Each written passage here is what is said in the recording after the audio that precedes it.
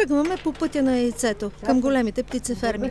Пътя му обаче, за да си сверим часовника, ако някой иска да ни заблуди, надникваме в двора на дребния селски производител Леля Калинка от село Мечка. Тя храни кокошките си с фураж и кюспе, но от 20 броя за сега взима само по 4-5 яйца на ден. Надява се до лятото всички птици вече да снасят. Калинка не може да разчита на прихода от тези яйца. През лятото се чуди къде да ги съхранява, защото няма хладилник. Не знае стойността на едно яйце. На вас какво ви струва отглеждането на тези кокошки? Не мога да преценя, защото аз само ги купувам. По 2 лева бройката. По 2 и нещо ли беше. Защо толкова много се вдигнаха цените на яйцата в държавата? Как се го обяснявате? Не мога, ако е да купувам фураж, мога да преценя, ама сега така. Всичко си произвеждам. Царевица, семките. Те си ниви, имате си в кооперация сте? В кооперация сме, от кооперацията мога да вземам зърно, царевица, жито. Според вас, доколко е нормално да струва едно яйце в момента? Поне 20-22 стотинки най-много да е. А дали тези селски кокошки, които си имат собствен двор, са по-кротки от носачките, затворени в клетки? Вечерно време, като лягат на пръчките там, и някой път са по клъвата, ама... Иначе спокойно? Не, спокойни, да. Значи вашите са щастливи? Изглежда, щом аз съм щастлива, че ми снасят яйчица.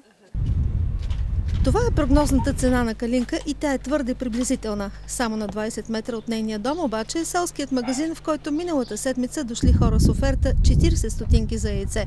Търговецът се възмутил и ги отпратил. 20-25 стотинки според мен е реалната цена на яйцето. Какво ще стане обаче, ако нещата продължат в тази посока? На къде отива цената на яйцето? Снощи гледах министъра и мисля, че ще направи внос и цената ще падне. В тази ферма край Велико Търново на площ около 300 декара се отглеждат над 100 000 броя птици. Зад прословутата европейска директива 1999 за щастливите кокошки тук са се готвили почти 3 години. Сега това е нещо като средно голямо село с десетки сгради, всяка една от тях приютила по няколко хиляди птици. Тук има както новоизлюпени пиленца, така и кокошки носачки на възраст около 80 седмици, които после отиват за добив на месо. Но все пак, колко струва производството на едно яйце? За да си обясним стойността му, трябва да започнем още от пухкавото двудневно пиленце. В това помещение щъкат, хранят се и нарастват денонощно 20 000 бройки. Купуваме ги, цената е приблизително до 1,50 лв. на единица птица. Оттам през периода на подрастване от 4 месеца те консумират изключително много фураж, който е основен и определящ себестойността на птиците, и другия основен фактор това са медикаменти, които се прилагат, микро-макроелементи, селенови препарати, витамини за изграждане и получаване на едно пиле в изключително добър здравен статус. Също тук е момента, в който специално при нас прилагаме всички ваксини. Температурата, на която приемем пилета, е около 32-33 градуса. Може да си представите за това голямо помещение какво означава да дигнете температурата на 33 градуса при външна температура минус 10, минус 15 градуса и да я поддържате в продължение на 20-30 дена. Няколко сгради са модернизирани по програма САПАРД, но вложените са намалени от 18 до 20 000 в едно помещение и кокошките са намалени на около 15 000. Обща клетка от 750 квадратни сантиметра с терцал, пиличка за лодка, гнезда, риба и какви ли на други кокоши екстра. Как това влияе на цената и в Европа?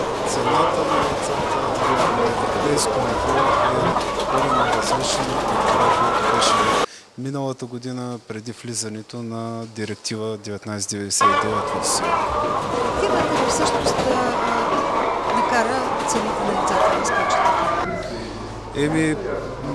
Директивата, влизането в сила на директивата и невъзможността на всички собственици и производители да успеят да се подготвят на условията, които изисква директивата.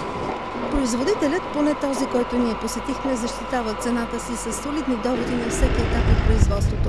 Дори от днес сваля цените си на 28 стотинки на пакетирано яйце за супермаркета. Остава експертите в България да открият кой е спекулантът по веригата до потребителя, но без да убият българския производител.